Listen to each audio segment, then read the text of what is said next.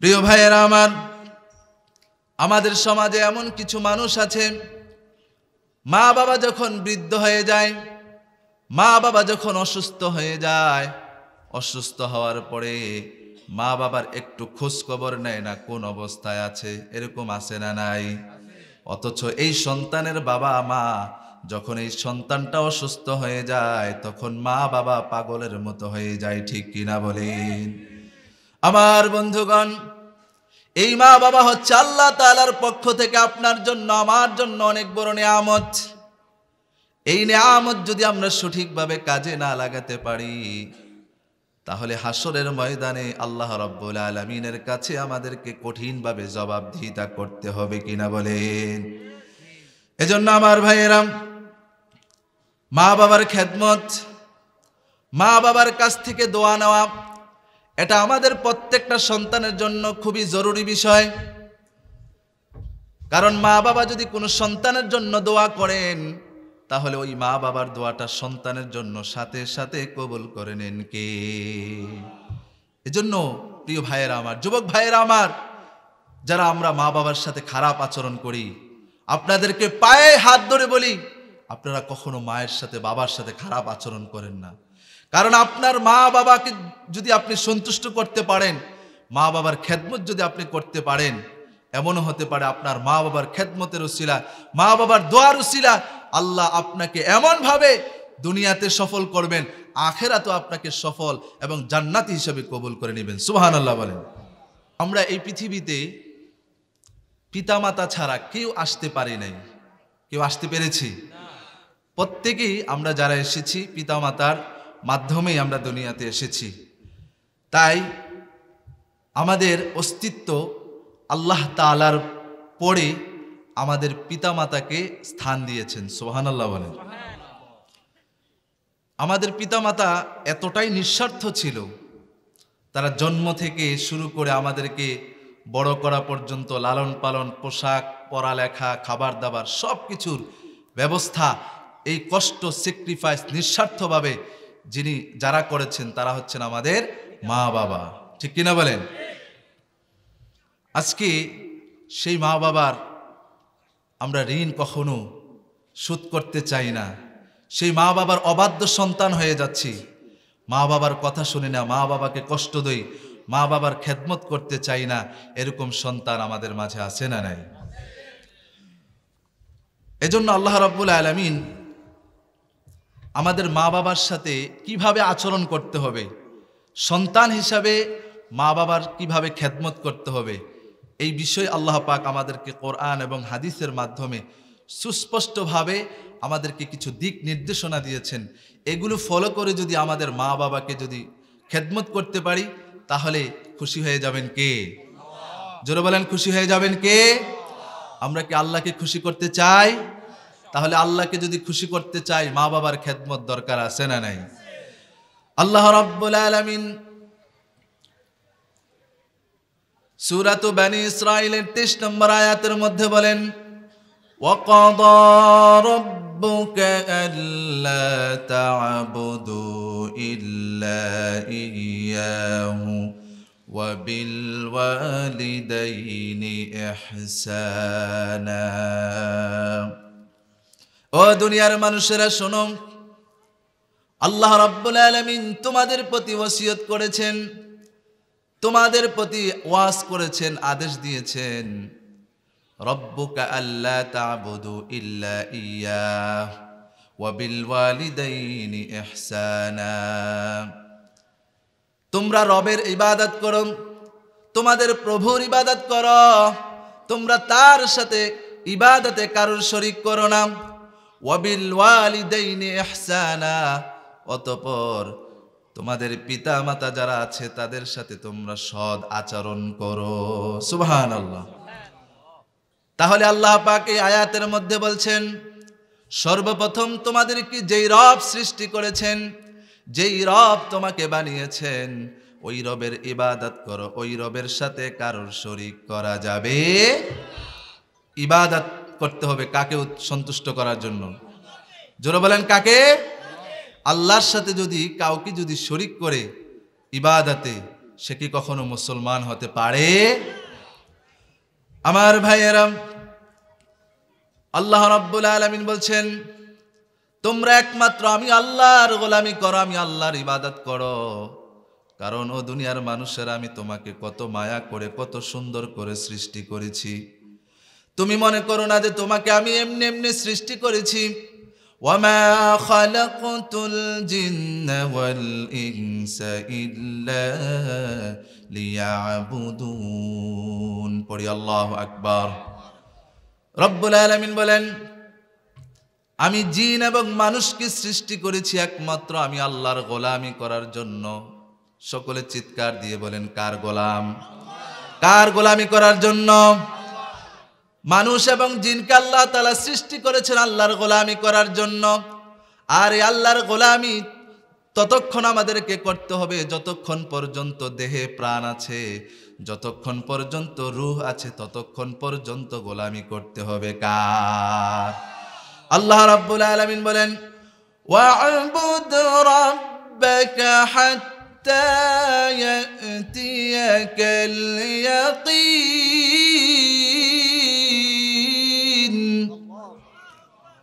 আল্লাহ পাক বলছেন, ও দুনিয়ার মানুষেরা, তোমরা আমি আল্লাহর ইবাদত করো। তোমাদের হায়াত যতদিন আছে, তোমাদের নিঃশ্বাস যতদিন আছে, ততদিন পর্যন্ত তোমরা গোলামি করবে কার?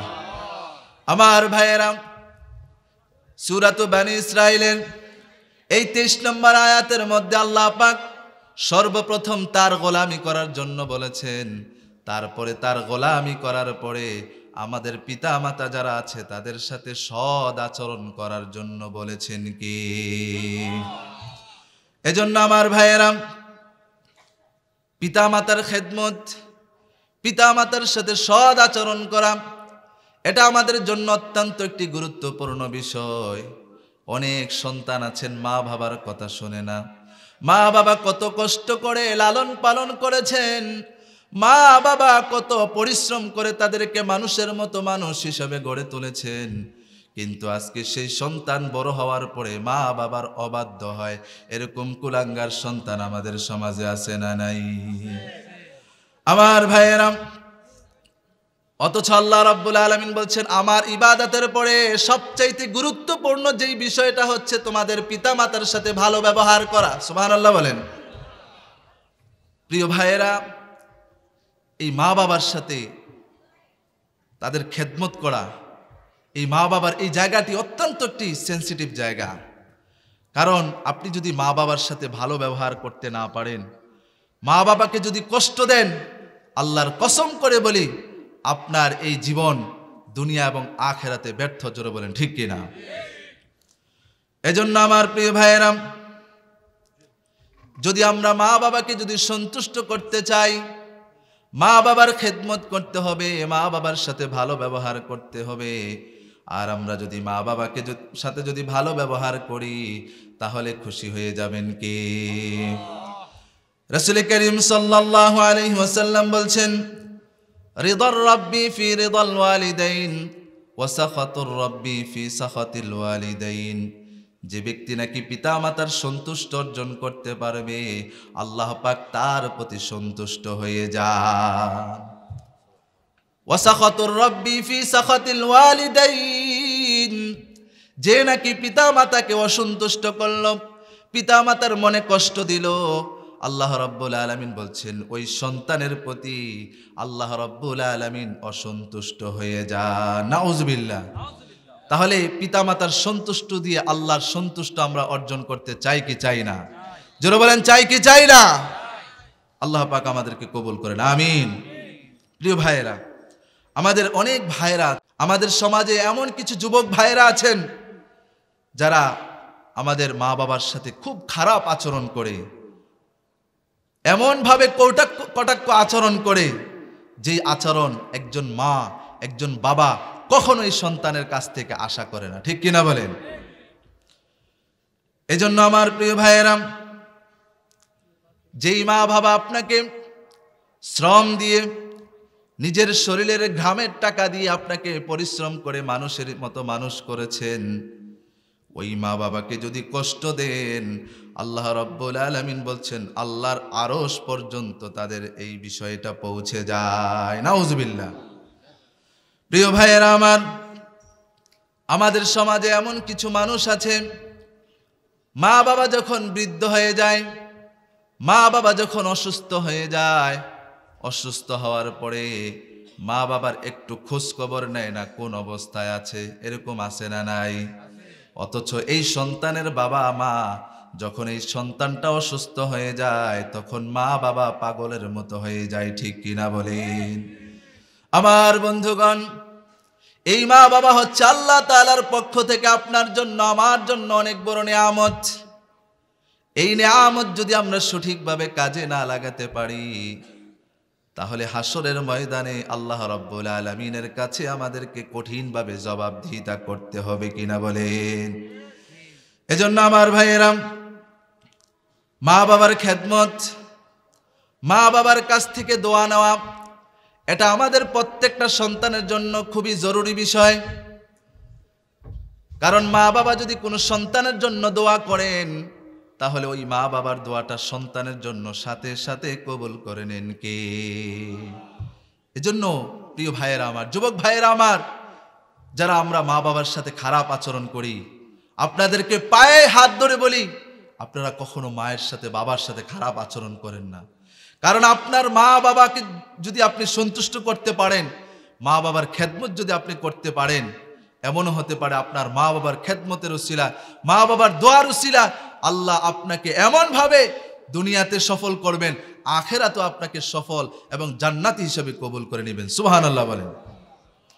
আমার ভাইয়েরা, এই জন্য মা বাবার দোয়া আমরা চাই কি চাই না? মা বাবার দোয়া এটা অত্যন্ত একটি গুরুত্বপূর্ণ বিষয়। আজ পর্যন্ত কোনো মানুষ সফলতার পিছনে মা বাবার দোয়া ছাড়া কখনো সফল হতে পারে নাই। প্রত্যেকটা সন্তান সফলতার পিছনে মা বাবার দোয়া আছে না নাই? আছে না নাই? আমাদের যাদের সন্তান হয়েছে, এই সন্তানগুলো আজকে যারা ভালো অবস্থানে গিয়েছে, এই সন্তানগুলোর জন্য আমরা কি দোয়া করি নাই? করেছি। কারণ এই সন্তানগুলো আমাদের কথা শুনেছে, এই সন্তানগুলো যখন যেটা বলেছি সেটা শোনার চেষ্টা করেছে, ভালোভাবে লেখাপড়া করেছে, কখনো এই সন্তান আমাদের মনে কষ্ট দেয় নাই, যার কারণে মন থেকে দিল থেকে তাদের জন্য দোয়া এসেছে। এই দোয়াটা কবুল করে নিয়েছেন কে? এজন্য আমার প্রিয় ভাইয়েরা, মা বাবার দোয়া এটা আমাদের জন্য অত্যন্ত একটি বড় নিয়ামত। এই নিয়ামত যদি আমরা অর্জন করতে চাই, তাহলে কি মা বাবাকে কষ্ট দেওয়া যাবে? জোরে বলেন, কষ্ট দেওয়া যাবে? আল্লাহ রাব্বুল আলামিন বলেন, হযরত মুসা আলাইহিস সালাতু ওয়াস সালাম তিনি একদিন আল্লাহর কাছে পেশ করলেন, মাইয়াকুনু জালিসান ইয়াউমাল কিয়ামাহ, ওগো আল্লাহ, কিয়ামতের ময়দানে, হাসরের ময়দানে বনি ইসরাইলদের মধ্য থেকে কে আমার সাথে জান্নাতে থাকবে? কে বলেছেন? মুসা বলেছেন, মাইয়াকুনু জালিসান ইয়াউমাল কিয়ামাহ, হে আল্লাহ, হাসরের ময়দানে বনি ইসরাইলদের মধ্য থেকে কে আমার সাথে জান্নাতে থাকবে? তখন আল্লাহ রাব্বুল আলামিন বলেন, সাহিবুকা ফিল জান্নাতি জাসসার, হে মুসা, তোমার সাথে জান্নাতে যে থাকবে সে একজন কসাই থাকবে। সুবহানাল্লাহ বলবেন না? কে থাকবে? জোরে বলেন, কে থাকবে? কসাই থাকবে জান্নাতে। এবার মুসা আলাইহিস সালাতু ওয়াস সালাম তিনি অবাক হয়ে গেলেন, হে আল্লাহ, দুনিয়াতে এত ভালো মানুষ থাকতে, এত আল্লাহর ওলি থাকতে, এত আলেম থাকতে, এত দিনদার বুজুর্গানি থাকতে, আপনি কসাইয়ের সাথে আমাকে জান্নাতে রাখবেন, তার কারণটা কি? তখন আল্লাহ রাব্বুল আলামিন মুসাকে বললেন, মুসা, ওই কসাইয়ের দোকানে তুমি যাও, ওই কসাইয়ের দোকানে গিয়ে তুমি লক্ষ্য করো, কেন আমি তোমাকে বলেছি কসাইয়ের সাথে তোমাকে জান্নাতে থাকতে হবে। এবার মুসা আলাইহিস সালাতু ওয়াস সালাম কসাইয়ের দোকানে চলে গেলেন। ওই কসাইয়ের দোকানে যাওয়ার পরে হযরত মুসা আলাইহিস সালাতু ওয়াস সালাম লক্ষ্য করলেন, কসাই এই যে পশু জবাই করছে, পশু থেকে সে গোশত টুকরা টুকরা করে বিক্রি করছে, আরেকটা অংশে একটা ছোট্ট একটা কাগজের মধ্যে একটু গোশত আলাদাভাবে রেখে দিয়েছে। সুবহানাল্লাহ বলেন। এবার মুসা আলাইহিস সালাতু ওয়াস সালাম লক্ষ্য করলেন, ওই কসাই তিনি গোশত টুকরা টুকরা করছেন, কিছু বিক্রি করছেন, আর ছোট্ট একটি জায়গার মধ্যে কিছু গোস্ত রেখে দিলেন। এবার যখন সন্ধ্যাবেলায় ওই কষা যখন বাড়িতে রওনা হলেন, মুসা আলাইহিস সালাতু ওয়াস সালাম তিনি কসাইয়ের কাছে বললেন, ও আল্লাহর বান্দা, আমি একজন মুসাফির মানুষ। কিন্তু তিনি যে আল্লাহর নবী মুসা পরিচয় দেয় নাই। তিনি বললেন, ও আল্লাহর বান্দা, আমি একজন মুসাফির মানুষ, আমার এখন রাত হয়ে গিয়েছে, থাকার মতো কোনো জায়গা নাই, আপনার সাথে আপনার বাড়িতে আজকে থাকতে চাই, আপনি কি একটু জায়গা দিবেন? সুবহানাল্লাহ বলবেন না? এবার কসাই বললেন, আহলান সাহলান, আসেন আমার সাথে বাড়িতে আসেন, আজকে আপনাকে মেহমানদারি করব। আপনি কি বলেন? আপনাকে মেহমানদারি করতে পারবো না, এটা কি বলেন? আসেন আমার সাথে, আসেন, আজকে আমার সাথে রাত্রি যাপন করবেন। সুবহানাল্লাহ বলেন। এবার মুসা আলাইহিস সালাতু ওয়াস সালাম কসাইয়ের সাথে বাড়িতে গেলেন। বাড়িতে যাওয়ার পরে তিনি লক্ষ্য করলেন ওই কসাইয়ের দোকান থেকে যে ছোট্ট একটা গোস্তের টুকরা তিনি এক পাশে রেখেছিলেন, ওই গোস্তের টুকরাটা তিনি বাড়িতে নিয়ে গেলেন। বাড়িতে নিয়ে যাওয়ার পরে তিনি লক্ষ্য করলেন এই গোস্তটা, বাড়িতে যাওয়ার পরে কসাই গোস্তটাকে আরো টুকরা টুকরা করে সুন্দর করে পরিষ্কার পরিচ্ছন্ন করে এবং সেই গোস্তটাকে সুন্দর করে ভুনা করে ওই যে পাশের মধ্যে একজন বৃদ্ধ মহিলা বসা আছে, ওই বৃদ্ধ মহিলাকে তিনি এই গোস্ত টুকরা তার নিজ হাতে খাওয়িয়ে দিচ্ছে। সুবহানাল্লাহ বলেন।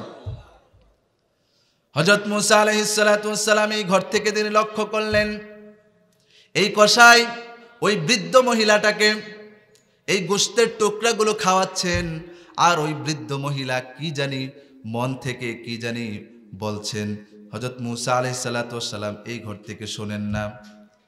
যখন খাওয়া শেষ করলেন এবং ওই কসাইকে ডাকলেন, মুসা আলাইহিস সালাতু ওয়াস সালাম বললেন, ও আল্লাহর বান্দা, ওই যে পাশের ঘরে বৃদ্ধ মহিলাটা এটা যে বসে আছে, তাকে যে খাওয়িয়েছেন, এই মহিলাটাকে আপনার সম্পর্কে কি হয়? তখন কসাই বললেন, এটা হচ্ছে এমন একজন মহিলা যেই মহিলার কোনো ওয়ারিশ নাই, আত্মীয় স্বজন নাই, এবং ওই মহিলার গর্ভে আমি আল্লাহ রাব্বুল আলামিন মায়া করে দয়া করে ওই মহিলার গর্ভ থেকে আমাকে দুনিয়াতে প্রেরণ করেছেন। সুবহানাল্লাহ। এবার আল্লাহ রাব্বুল আলামিন হযরত মুসা আলাইহিস সালাতু ওয়াস সালাম যখন ওই কসাইয়ের মুখ থেকে কথা শুনতে লাগলেন, ওগো আল্লাহর বান্দা, এটা হচ্ছে আমার ওই মা, যেই মা আমাকে 10 মাস পেটে ধারণ করেছেন, যেই মা আমাকে দুনিয়াতে আসার জন্য যার অনেক কষ্ট পরিশ্রম ছিল, ওই তিনি হচ্ছেন আমার একমাত্র মা, অর্থাৎ এই মায়ের আমি ছাড়া এই পৃথিবীতে আর কেউ নাই। সুবহানাল্লাহ। তখন মুসা আলাইহিস সালাতু ওয়াস সালাম বললেন, আপনি এইভাবে আপনার মায়ের খেদমত কত বছর পর্যন্ত করছেন? তখন কসাই বললেন, আমি আজকে 20 বছর ধরে আমার এই মায়ের খেদমত করছি। আমি প্রতিদিন দোকান থেকে কিছু গোস্তের টুকরা আমার মায়ের জন্য নিয়ে এসে আমার মাকে সুন্দর করে বোনা করে নিজ হাতে খাওয়িয়ে দেই। সুবহানাল্লাহ। এবার হযরত মুসা আলাইহিস সালাতু ওয়াস সালাম বললেন, ও আল্লাহর বান্দা, আমি হঠাৎ করে লক্ষ্য করলাম আপনি বৃদ্ধ মহিলা আপনার মাকে গোস্তের টুকরাগুলো মুখে দিচ্ছেন, আর আপনার মা আপনার জন্য বিল বিল বিল বিল করে কি জানি আপনার জন্য বলছেন, কি কথা বলছেন। তখন ওই আল্লাহর বান্দা বলেন, ওই কসাই বললেন, ও গো আল্লাহর বান্দা, আমার মা যখন আমার মায়ের মুখের মধ্যে গোস্তের টুকরাটা দেই, তখন মা আমার জন্য প্রতিনিয়ত একটা দোয়া করতে থাকেন। সেই দোয়াটা হচ্ছে, আল্লাহুম্মা জাআল ইবনি জালিসা মুসা ইয়াউমাল কিয়ামাহ। আমার মা আমার জন্য দোয়া করে, হে আল্লাহ, আমার সন্তান, যেই সন্তান আমাকে প্রতিদিন গোস্ত খাওয়িয়ে দেয়, প্রত্যেক দিন আমাকে মুখে খাবার তুলে দেয়, ও আল্লাহ, শুনেছি এই জমানার সবচাইতে বড় পয়গম্বর মুসা আলাইহিস সালাতু ওয়াস সালাম, আমার এই সন্তানকে তুমি হাসরের ময়দানে মুসার সাথে জান্নাতে দিও। সুবহানাল্লাহ। আমার বন্ধুগণ, হযরত মুসা আলাইহিস সালাতু ওয়াস সালাম এই দৃশ্য দেখে, এই কথা শুনে হযরত মুসা আলাইহিস সালাতু ওয়াস সালামের চোখ দিয়ে পানি বের হয়ে গেলেন। হযরত মুসা আলাইহিস সালাতু ওয়াস সালাম চোখ দিয়ে পানি বের হয়ে তাকে আঞ্জা করে ধরলেন, তার সাথে কোলাকুলি করলেন, মোলাকাত করলেন, আর তার জন্য দোয়া করলেন। অবশেষে আল্লাহ রাব্বুল আলামিন তার মায়ের দোয়াটা কবুল করে মুসা আলাইহিস সালাতু ওয়াস সালামের সাথে জান্নাতে দিয়েছেন কে? সুবহানাল্লাহ বলবেন না? তাহলে চিন্তা করে দেখেন, মায়ের একটু দোয়ার কারণে ওই জমানার সবচাইতে শ্রেষ্ঠ পয়গম্বর মুসা আলাইহিস সালাতু ওয়াস সালামের মতো একজন পয়গম্বর, তার সাথে একজন কসাইয়ের জান্নাত যাওয়ার সুযোগ হয়েছে। সুবহানাল্লাহ বলেন। কিন্তু আজকে দেখা যায় আমাদের সমাজে যে কসাইগুলো রয়েছে, কসাই নামের যে ডাকাতগুলো রয়েছে, কাস্টমারকে কত রকমের ভাবে প্রতারণা করে, ঠিক কিনা বলেন? আপনি বলবেন একভাবে, কোন দিক দিয়ে আপনাকে 2 নাম্বারই করে আরেক গোস্ত ঢুকিয়ে দেয়, চর্বি ঢুকিয়ে দেয়। এরকম কসাই আমাদের মাঝে আছে না নাই? এরা হচ্ছে কসাইয়ের নামের কলঙ্ক, ঠিক কিনা বলেন? প্রিয় ভাইয়েরা, আপনি মনে করেন না যে কসাইয়ের ওয়াজ শুনে আপনিও জান্নাতে চলে যাবেন, আর এদিক দিয়ে আপনি প্রতারণা করবেন ব্যবসার মধ্যে, আপনার কাস্টমারকে ঠকাবেন। যে ব্যক্তি কাস্টমারকে ঠকায়, আল্লাহ রাব্বুল আলামিন বলছেন, ওয়াইলুল লিল মুতাফফিফিন আল্লাযীনা ইযা ইক্তালু আলান নাসি ইস্তাওফুন। তারাই একমাত্র ধ্বংস, তাদের জন্য ওয়াইল নামক জাহান্নাম নির্ধারিত, যারা মানুষদেরকে ব্যবসা বাণিজ্যের মধ্যে ঠকায়। বলি নাউজুবিল্লাহ। এজন্য আমার প্রিয় ভাইয়েরা, মা বাবার দোয়া অত্যন্ত একটি গুরুত্বপূর্ণ একটি বিষয়। মা বাবার দোয়া সকলের ভাগ্যে জোটে না। যে সন্তান মা বাবার কথা শুনে, ওই মা বাবা সন্তানের জন্য মন থেকে দোয়া করেন, ঠিক কিনা বলেন? এজন্য আমার প্রিয় ভাইয়েরা, আল্লাহ রাব্বুল আলামিন এই মায়ের সম্মান, মা জাতির সম্মান বাবার চাইতে কম না বেশি? জোরে বলেন। কারণ মা কষ্ট কম করেছে নাকি বেশি করেছে? জোরে বলেন, কম না বেশি? বাবার চাইতে বেশি কষ্ট করেছে। যার কারণে হাদিসের মধ্যে আল্লাহ রাসূল সাল্লাল্লাহু আলাইহি ওয়াসাল্লাম, হাদিসটি আবু হুরায়রা থেকে বর্ণিত, তিনি বলেছেন, রাসূলুল্লাহ সাল্লাল্লাহু আলাইহি ওয়াসাল্লাম, মান আহাক্কুন নাসি বিহুসনি সাহাবাতি। আল্লাহ রাসূলের কাছে একদিন একজন সাহাবী এসে জিজ্ঞেস করলেন, হে আল্লাহ রাসূল, আমার কাছে সবচাইতে হক অধিকার পাওয়ার ব্যক্তি কে? তখন আল্লাহ রাসূল বলছেন, উম্মুকা, তোমার মা। কে? তোমার মা। সুম্মা মান ক্বালা। তখন লোকটি আবার জিজ্ঞেস করলেন, তারপরে কে? দ্বিতীয়বার আবার বললেন, উম্মুকা, তোমার মা। সুবহানাল্লাহ বলেন। সুম্মা মান। তখন লোকটি আবার জিজ্ঞেস করলো, হে আল্লাহ রাসূল, তারপরে কে? তখন আল্লাহ পাক বললেন, উম্মুকা, তোমার মা। সুবহানাল্লাহ বলবেন না? চতুর্থবার যখন আল্লাহ রাসূলের কাছে জিজ্ঞেস করলেন, সুম্মা মান, তারপরে কে? আল্লাহ রাসূল বলছেন, সুম্মা আবুকা, এখন হচ্ছে তোমার বাবা। সুবহানাল্লাহ বলেন। তাহলে বাবার চাইতে মায়ের সম্মান কয় গুণ বেশি? কয় গুণ মর্যাদা বেশি? 3 গুণ বেশি। কেন? এটার ব্যাপারে আল্লাহ পাক কোরআনের মধ্যে বলেছেন। আল্লাহ রাব্বুল আলামিন বলছেন, মায়ের সম্মান, মায়ের মর্যাদা এই কারণে বাবার চাইতে 3 গুণ বেশি, কারণ মায়ের কষ্ট বাবার চাইতে কম হয় না, বেশি হয়। এই সন্তানকে পেটে ধারণ করেন কে? জোরে বলেন, কে? সন্তানকে 10 মাস 10 দিন পেটে ধারণ করেন মা। আবার যখন 10 মাস 10 দিন পরে যখন দুনিয়াতে নিয়ে আসেন, ওই প্রসব বেদনা যিনি সহ্য করেন, তিনিও কে? আবার যখন এই সন্তান এই প্রসব বেদনা সহ্য করে যখন সন্তানকে দুনিয়াতে নিয়ে আসে, এই সন্তানদেরকে খাওয়ার ব্যবস্থা ওই মায়ের বুকের মধ্যে যিনি করে রেখেছেন, তিনি কে? এজন্য আল্লাহ রাব্বুল আলামিন কোরআনুল কারীমের মধ্যে বলছেন, ওয়া ওয়াসাইনাল ইনসানা বিওয়ালিদাইহি ইহসানা হামালাতুহু উম্মুহু কুরহান ওয়া ওয়াদাআতুহু কুরহা ওয়া হামলুহু ওয়া ফিসালুহু ফি আমাইন।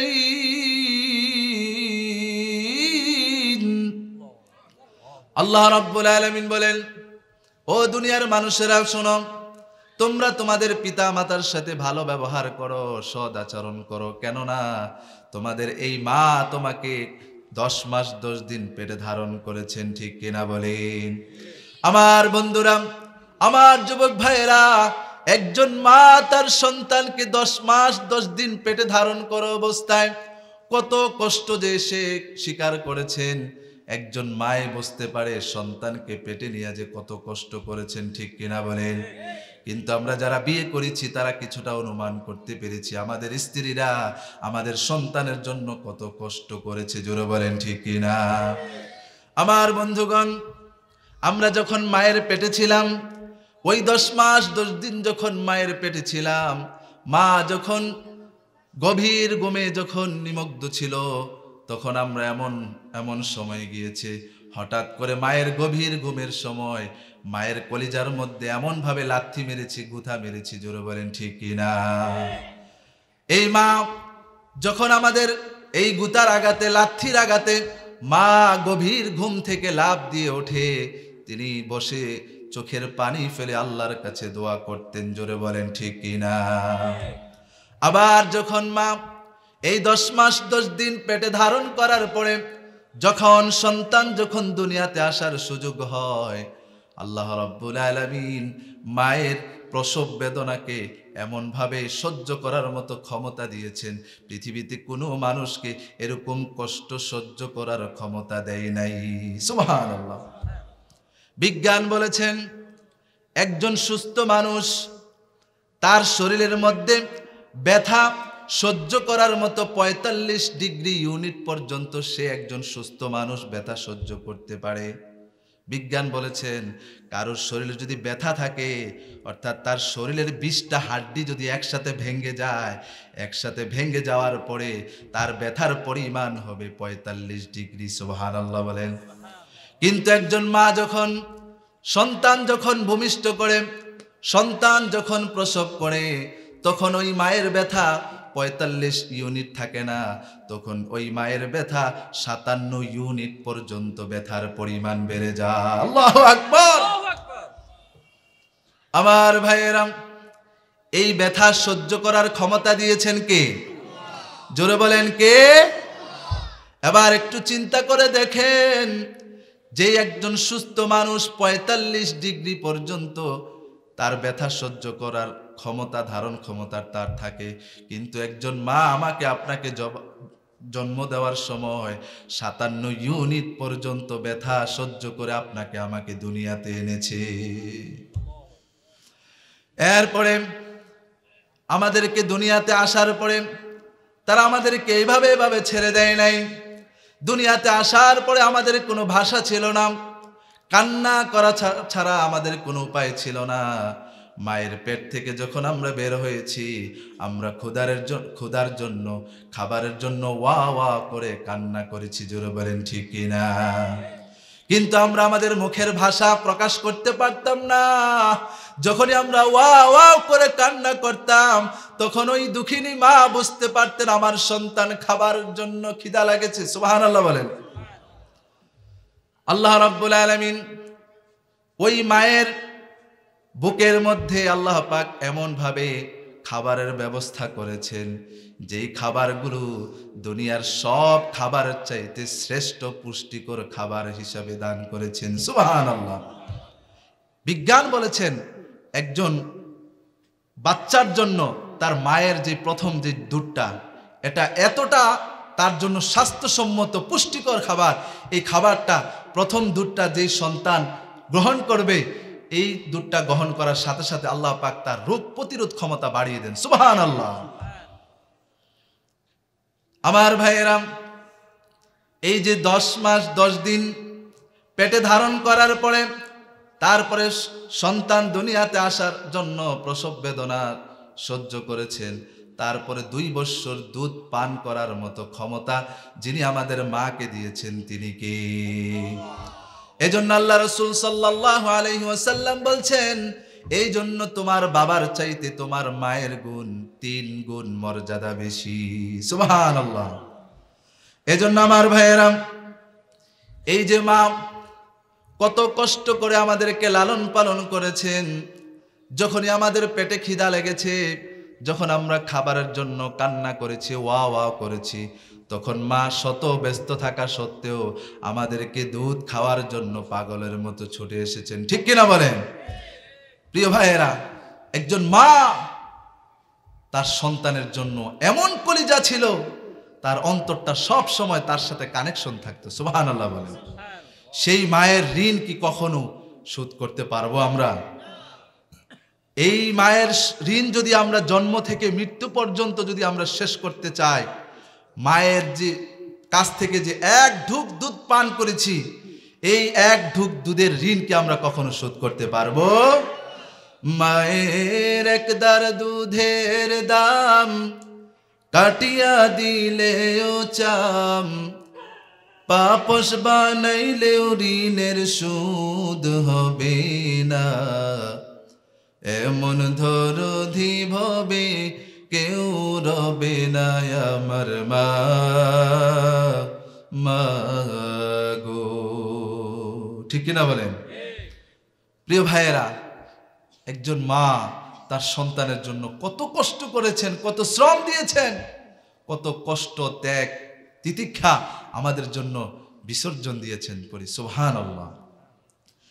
এজন্য আল্লাহ রাব্বুল আলামিন বলেন, ও দুনিয়ার মানুষেরা, তোমরা আমি আল্লাহর ইবাদত করার পরে তোমাদের জন্য সবচাইতে যে গুরুত্বপূর্ণ বিষয়, ওয়াবিল ওয়ালিদাইনি ইহসানা, তোমরা তোমাদের পিতা মাতার সাথে ভালো ব্যবহার করো। কার কথা? এরপর আল্লাহ রাব্বুল আলামিন তিনি আমাদেরকে বলে দিয়েছেন কিভাবে আমাদের পিতা মাতার সাথে সৎ আচরণ করব।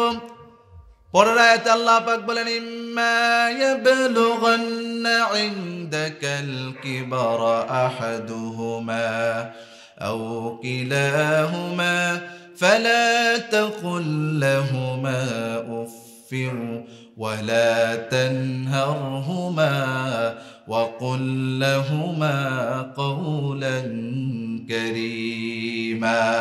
আল্লাহু আকবার। আল্লাহ রাব্বুল আলামিন বলেন, তোমাদের মা বাবা যখন বয়সে উপনীত হয়ে যায়, তোমরা ওই বৃদ্ধ অবস্থায় যখন তোমাদের মা বাবা কাউকে যদি তোমরা পাও, তাহলে তোমরা ওই মা বাবার সাথে এমন ভাবে ভালো আচরণ করো, এমন কোন আচরণ করো না যে আচরণ করলে তোমার মা বাবার মুখ থেকে উফ শব্দটা পর্যন্ত বের হবে। সুবহানাল্লাহ। একটু চিন্তা করে দেখেন কত কঠিন ভাবে আল্লাহ পাক বলছেন, হে আমার বান্দারা, তোমাদের মা বাবাকে বৃদ্ধ অবস্থায় পর্যন্ত যাদেরকে পাও, তাদের কোনো কারণে, তাদের কোনো আচার আচরণের কারণে তোমাদের মন থেকে যেন উফ শব্দটা পর্যন্ত যেন মুখ থেকে বের না হয়। সুবহানাল্লাহ বলে। প্রিয় ভাইয়েরা, উফ শব্দটা এখানে সাধারণ শব্দটা বলেছেন। আজকে আমরা দেখা যাচ্ছে মাকে বাবাকে আমরা কত কষ্ট দিই, শুধু উফ শব্দ না, এমনও সন্তানের জন্য মা বাবা তাদের জন্য চোখের পানি ফেলে ফেলে আল্লাহর কাছে বদদোয়া করতে থাকেন। এরকম মা বাবা আছে না নাই? জোরে বলেন, আছে না নাই? এগুলো কারণ কি? এই সন্তানের ফলাফল হচ্ছে এগুলো, সন্তানের কাজের ফলাফল হচ্ছে এগুলো। কারণ এই সন্তান যদি মা বাবার খেদমত করত, মা বাবার সৎ আচরণ করত, মা বাবার সাথে ভালো ব্যবহার করত, মা বাবাকে যদি কষ্ট না দিত, তাহলে এই সন্তানের জন্য মা বাবাকে বদদোয়া দিত। আল্লাহ রাসূল সাল্লাল্লাহু আলাইহি ওয়াসাল্লাম বলছেন, ওই ব্যক্তি দুনিয়ার মধ্যে সবচাইতে অভিশপ্ত ব্যক্তি, যে নাকি দুনিয়াতে থাকা অবস্থায় তার পিতামাতার সন্তুষ্ট অর্জন করে আল্লাহর সন্তুষ্ট অর্জন করতে পারে নাই, তার মতো অভিশপ্ত বান্দা আল্লাহর এই জমিনের মধ্যে কেউ নাই। সুবহানাল্লাহ। আমার বন্ধুগণ, এজন্য আল্লাহ রাব্বুল আলামিন বলছেন, পিতামাতার সাথে এমন আচরণ করো না, এমন কোনো ব্যবহার করো না যেই ব্যবহারের কারণে তোমার মা বাবা তোমার সাথে উফ শব্দটা পর্যন্ত ব্যবহার করবে। ও আমার কলিজার টুকরা যুবক ভাইরা, আল্লাহ রাব্বুল আলামিন বলছেন, وَقُلْ لَهُمَا قَوْلًا كَرِيمًا, তোমাদের পিতা মাতার সাথে সৎ আচরণ করো, তাদের সাথে নম্রভাবে কথা বলো। কে বলেছে? তোমাদের পিতা মাতা যাদের রয়েছে তাদের সাথে ভালো ব্যবহার করো। কওলাল লাইয়িনা, তাদের সাথে নরম ভাষায় কথা বলো। কে বলেছে? আমার ভাইয়েরা, আপনি একটু চিন্তা করে দেখেন, আপনার ছোট্টবেলা থাকতে কত স্মৃতি আপনার মায়ের সাথে আপনার রয়েছে, কত কষ্ট আপনার মা বাবা আপনার জন্য করেছে। নিজে না খেয়ে আপনি সন্তানের জন্য মা বাবা খাবারের ব্যবস্থা করেছে, ঠিক কিনা বলে? আমরা অনেকের মা বাবা দেখতে পাই নিজে কষ্ট থাকার পরেও নিজের মাথার গাম পায়ে ফেলে হলেও সন্তানের জন্য সুখের জন্য মা বাবা কষ্ট করে সন্তানের জন্য সুখের ব্যবস্থা করেন, ঠিক কিনা বলেন? এজন্য আমার প্রিয় ভাইয়েরা, আল্লাহ রাসূল সাল্লাল্লাহু আলাইহি ওয়াসাল্লাম আমাদেরকে শিখিয়ে দিয়েছেন মা বাবার সাথে কিভাবে সন্তান ব্যবহার করবে। আল্লাহ রাসূল আমাদেরকে একটা শিক্ষা দিয়েছেন। রাসূল করিম সাল্লাল্লাহু আলাইহি ওয়াসাল্লাম জিয়ারা নামক স্থানে কুরবানির গোশত তিনি যখন বন্টন করতে লাগলেন, এমন সময় একজন বৃদ্ধ মহিলা বিশ্বনবীর কাছে আসলেন, বিশ্বনবীর সাথে দেখা করার জন্য আসলেন।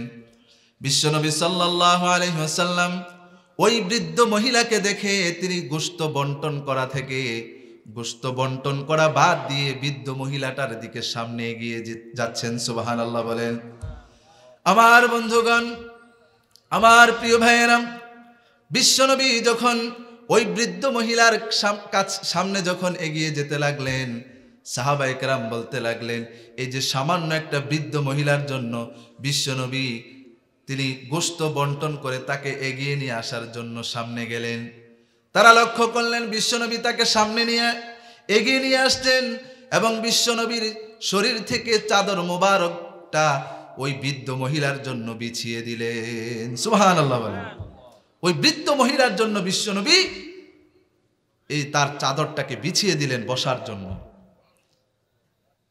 এবার বৃদ্ধ মহিলা যখন বিশ্বনবীর সাথে কথা বলা শেষ করার পরে বিশ্বনবী যখন তাকে বিদায় জানালেন, বিদায় জানানোর পরে সাহাবায়ে কেরাম বিশ্বনবীকে জিজ্ঞেস করলেন, ওগো আল্লাহর রাসূল, আমরা হঠাৎ করে লক্ষ্য করলাম এই যে বৃদ্ধ মহিলাটা আপনি এত তাকে আপ্যায়ন করেছেন, আপনার চাদর মোবারক তার জন্য আপনি বিছিয়ে দিয়েছেন, তার কারণটা কি? এই সাধারণ একজন মহিলার জন্য।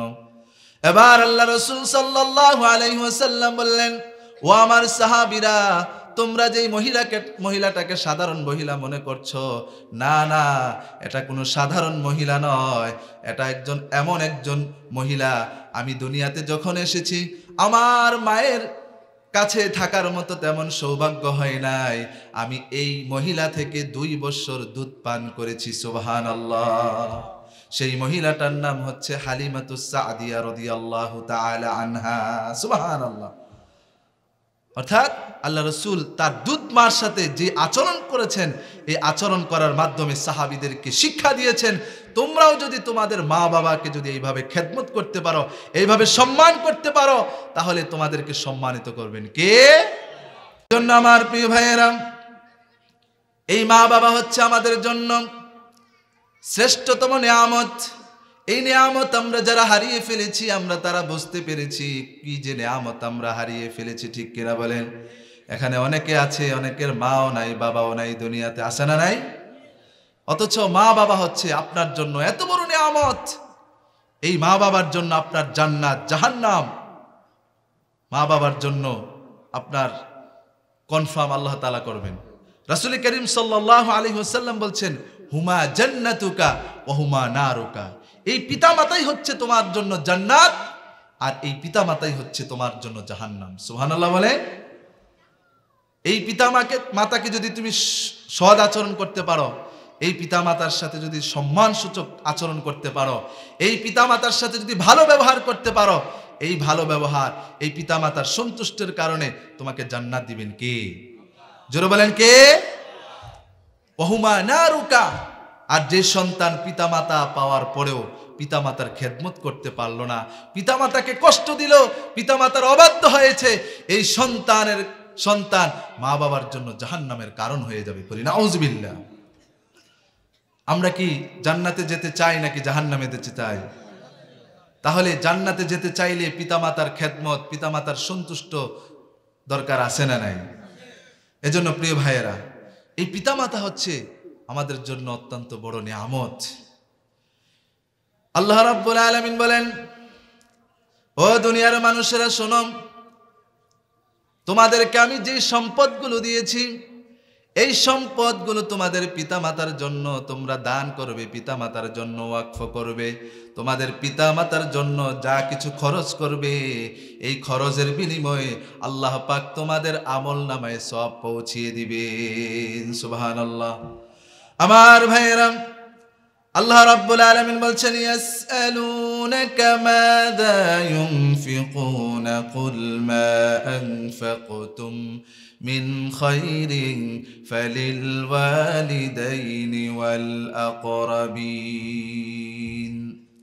ও দুনিয়ার মানুষেরা শোনো, রাসূল করিম সাল্লাল্লাহু আলাইহি ওয়াসাল্লামকে আল্লাহ তাআলা বললেন, ও আল্লাহর নবী, আপনাকে যদি দুনিয়ার মানুষ আপনাকে প্রশ্ন করে তাদের সম্পদগুলো কিভাবে তারা ব্যয় করবে, তখন আপনি বলেন, কুল মা আনফাকতুম মিন খায়রিন ফালিল ওয়ালিদাইনি ওয়াল আকরাবিন। হে নবী, আপনার উম্মতদেরকে বলে দেন তাদের এই সম্পদ, তাদের এই সম্পত্তি যেন তাদের মা বাবার জন্য ব্যয় করে। সুবহানাল্লাহ বলে। মা বাবার জন্য সম্পদ ব্যয় করা, এটা আমাদের জন্য কল্যাণ আছে না নাই? এই সম্পদগুলো মাজারে দিলে কল্যাণ বেশি নাকি মা বাবার পিছনে খরচ করলে কল্যাণ বেশি? অনেক সন্তান আছে, একটু টাকা পয়সা হলে, টাকা পয়সা থাকুক আর না থাকুক, এই টাকা পয়সা হলে পীরের দরবারে মাজারের মধ্যে মান্নত করে, গরু মান্নত করে, ছাগল মান্নত করে, এরকম আছে না নাই? জোরে বলেন, আছে না নাই? আপনাকে কে বলেছে মাজারের মধ্যে গরু মান্নত করতে? কে বলেছে মাজারের মধ্যে ছাগল মান্নত করতে? আপনাকে আল্লাহ তাআলা বলছেন, আপনার যতটুকু সম্পদ আছে এই সম্পদ থেকে আপনার যতটুকু পারেন আপনি আপনার মা বাবার পিছনে খরচ করেন। সুবহানাল্লাহ বলেন। আমার বন্ধুগণ, আল্লাহ রাসূল সাল্লাল্লাহু আলাইহি ওয়াসাল্লাম একদিন জিহাদের ময়দানে যখন জিহাদে যাওয়ার জন্য তিনি অংশগ্রহণ করার প্রস্তুতি নিলেন, একজন সাহাবী এসে বললেন, ও আল্লাহর রাসূল, আপনি আমাকে জিহাদের ময়দানে যাওয়ার জন্য একটু অনুমতি দেন। তখন আল্লাহ রাসূল বলছেন, তোমার মা কি দুনিয়াতে বেঁচে আছে? তখন ওই সাহাবী বললেন, হে আল্লাহর রাসূল, আমার মা দুনিয়াতে বেঁচে আছে। তখন আল্লাহ রাসূল বলেন, তোমার মা যদি দুনিয়াতে বেঁচে থাকে তাহলে তোমাকে জিহাদের ময়দানে অংশগ্রহণ করার দরকার নাই, তুমি মায়ের খেদমত করো। মায়ের খেদমত করলে জিহাদের ময়দানে অংশগ্রহণ করার সওয়াব দিয়ে দিবেন কে? চিন্তা করে দেখেছেন, আপনি জিহাদের ময়দানে না গিয়েও মা বাবার খেদমত করে জিহাদের ময়দানের যাওয়ার যে সওয়াব এই অর্জন করতে পারবেন। সুবহানাল্লাহ বলে। এজন্য আমার প্রিয় ভাইয়েরা, মা বাবার সাথে আমাদেরকে সৎ আচরণ করতে হবে। এজন্য আল্লাহ রাব্বুল আলামিন বলছেন, ওয়া বিল ওয়ালিদাইনি ইহসানা। ও আমার বান্দারা, তুমি তোমাদের পিতা মাতার সাথে সৎ আচরণ করো, ভালো আচরণ করো। কে বলেছেন? আপনার পিতা মাতা যদি আপনার অবাধ্য হয়, আপনার পিতা মাতা যদি মুশরিক হয়, আপনার পিতা মাতা যদি বেঈমান হয়, আপনার পিতামাতার কথা শুনতে আপনি সন্তান হিসেবে বাধ্য, ঠিক কিনা বলেন? যদি না আপনার পিতামাতা শিরিকের কথা, অর্থাৎ ইসলাম বিরোধী কোনো কথা না বলে, ইসলাম বিরোধী কথা বলা ছাড়া অন্য কোনো কথা যদি আপনার মা, আপনার বাবা যদি আপনাকে করতে বলে, আপনি সন্তান হিসাবে আপনার জীবন দিয়ে হলেও সেই কাজটা আপনাকে করতেই হবে। এই ঘোষণা কার? জোরে বলেন, কার? আমার বন্ধুগণ, হযরত আবু হুরায়রা রাদিয়াল্লাহু তাআলা আনহু, তার মা একজন মুশরিকা ছিলেন। তিনি যখন একদিন তার মায়ের কাছে ইসলামের দাওয়াত দিতে গেলেন, আবু হুরায়রার মার কাছে যখন ইসলামের দাওয়াত দিতে গেলেন, ইসলামের দাওয়াত শুনে তার মা তার প্রতি রাগান্বিত হয়ে গেল। বিশ্বনবীকে নিয়ে বাজে গাল মন্তব্য করতে শুরু করলো।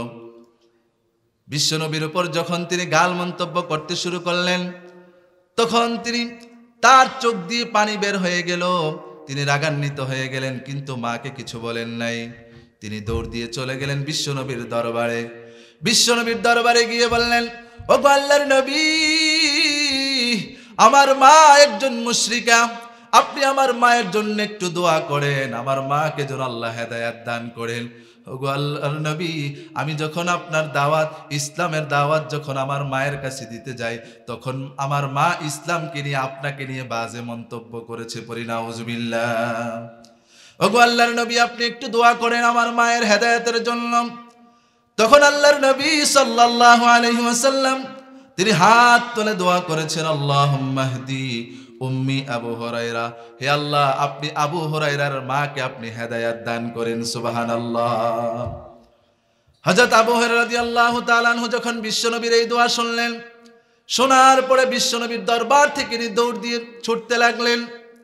পথিমধ্যে মানুষেরা তাকে জিজ্ঞেস করলেন, আবু হুরায়রা তুমি আজকে এত পেরেশানি কেন, এত দৌড়াদৌড়ি করছো কেন? তখন আবু হুরায়রা রাদিয়াল্লাহু তাআলা আনহু তিনি বললেন, আমাকে ছেড়ে দাও, আমি আজকে আমার মায়ের কাছে গিয়ে দেখতে চাই, আমি আমার মায়ের কাছে গিয়ে দেখতে চাই আমি মার কাছে আগে গিয়ে পড়ছি নাকি বিশ্বনবী আমার মায়ের জন্য যেই দোয়া করেছে সেই দোয়াটা আগে পড়ছি। সুবহানাল্লাহ বলেন। এবার আবু হুরায়রা রাদিয়াল্লাহু তাআলা আনহু তিনি দৌড় দিয়ে তার মায়ের কাছে গেলেন। মায়ের কাছে যাওয়ার পরে তিনি লক্ষ্য করলেন মা সুন্দর করে গোসল করে পরিপাটি হয়ে তিনি রেডি হয়ে আছেন। সুবহানাল্লাহ বলবেন না? আবু হুরায়রা রাদিয়াল্লাহু তাআলা আনহু যখন মায়ের সাথে দেখা হলো, মা তার দিকে তাকিয়ে মুচকি হাসি দিয়ে বললেন, ও আমার কলিজার টুকরা সন্তান, আমি এতদিন না বুঝে তুমি যেই মুহাম্মদের অনুসরণ করতেই মুহাম্মদকে নিয়ে আমি বাজে মন্তব্য করেছি, আজকে আমি আমার ভুলটা বুঝতে পেরেছি। আমার ভুলটা বুঝতে পেরে আমি সুন্দর করে গোসল করে পাক পবিত্র হয়ে আছি।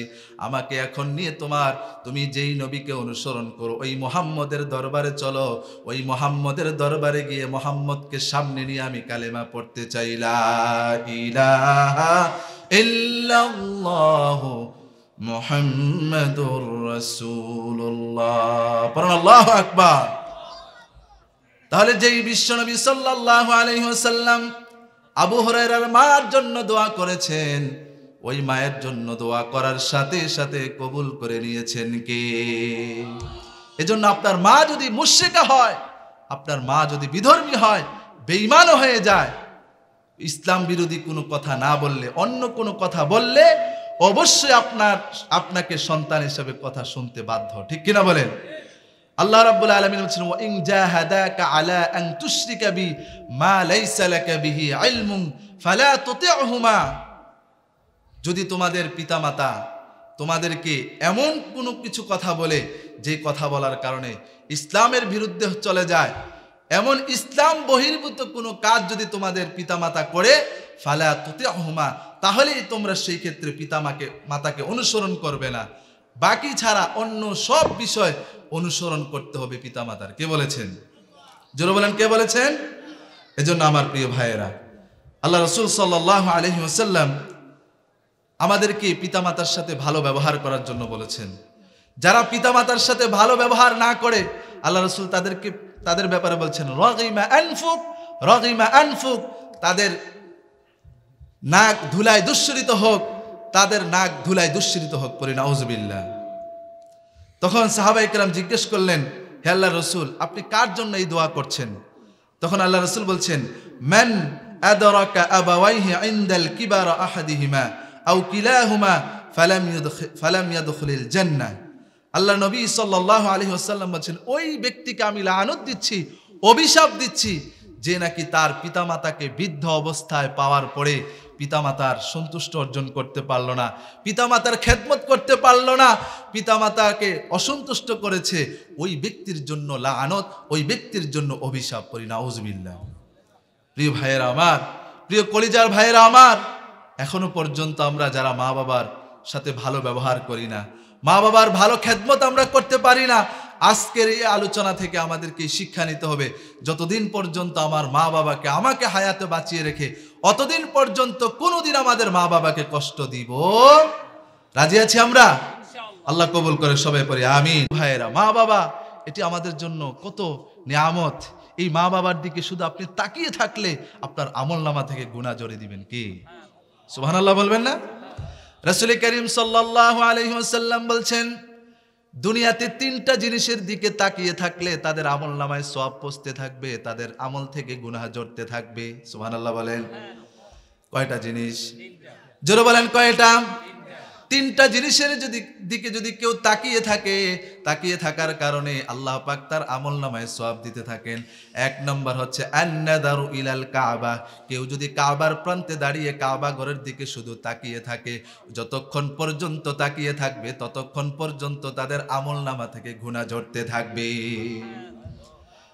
দুই নম্বর হচ্ছে আন-নাযারু ইলাল মাসহাফ, আই আন-নাযারু ইলাল কোরআন, যে ব্যক্তি কোরআন পড়তে পারে না, শুধু কোরআনটা খুলে খুলে কোরআনের আয়াতগুলোর দিকে, কোরআনের অক্ষরগুলোর দিকে তাকিয়ে থাকে, আর তাকিয়ে তাকিয়ে চোখের পানি ঝরে ফেলে, আল্লাহ রাসূল বলছেন যতক্ষণ পর্যন্ত আল্লাহর কোরআনের দিকে তাকিয়ে থাকে ততক্ষণ পর্যন্ত তাদের আমলনামায় সওয়াব পৌঁছাতে থাকে।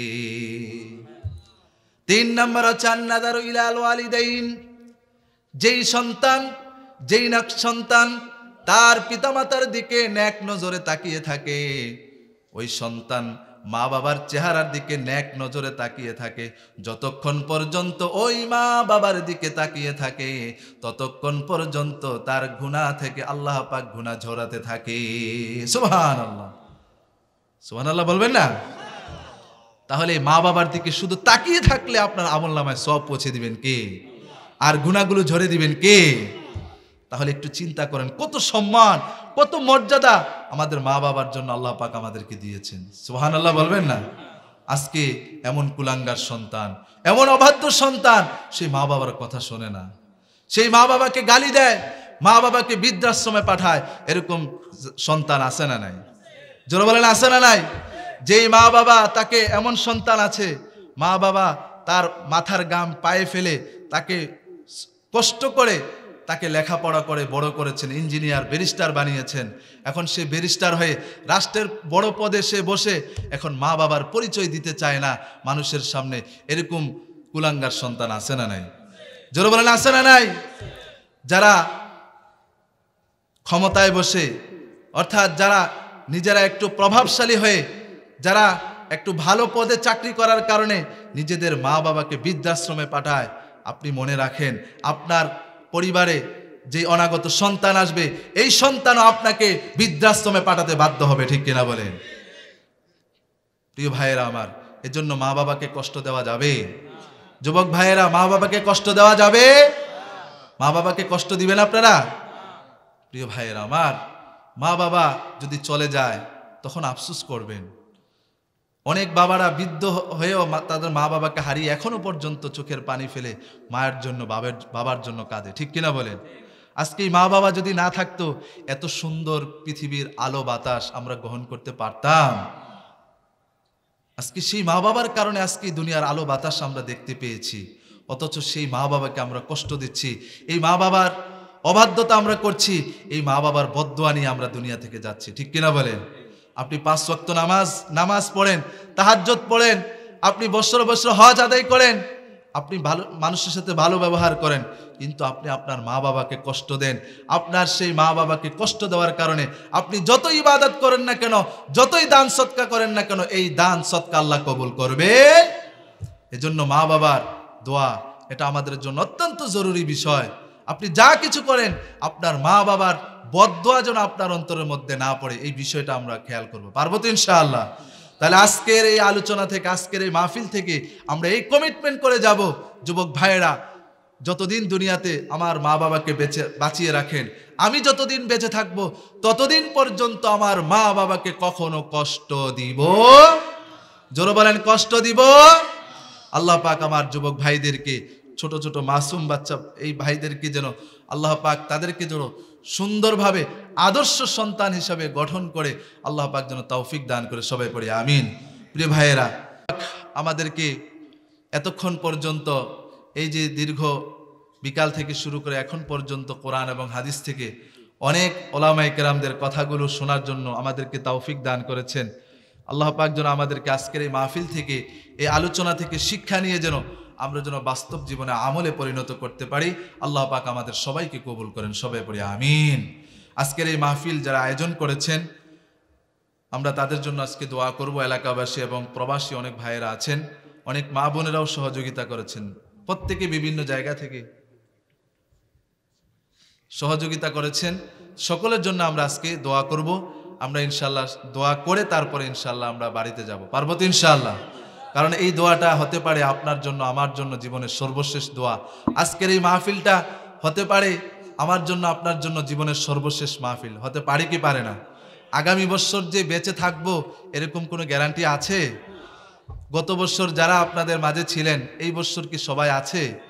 অনেকে আমাদের মাঝ থেকে বিদায় নিয়ে গিয়েছেন। প্রিয় ভাইয়েরা, বছরে একটা মাহফিল আপনাদের এই এলাকায় এই অঞ্চলে হয়, এজন্য আপনাদের এই মাহফিলটাকে যেন শেষ পর্যন্ত থেকে যেন আপনারা যেন এই মাহফিলটার উসিলা যেন পরকালে যেন আল্লাহ পাক আমাদের জন্য নাজাতের জরিয়া হিসাবে কবুল করেন, এজন্য আমরা শেষ পর্যন্ত থাকবো ইনশাআল্লাহ। পাক যেন আমাদেরকে বুঝার তৌফিক দান করে। এখন সামান্য সময় আমাদের প্রিয় আশরাফ ভাই একটু কথা বলবেন, তারপরে ইনশাআল্লাহ আমরা দোয়ার দিকে চলে যাব।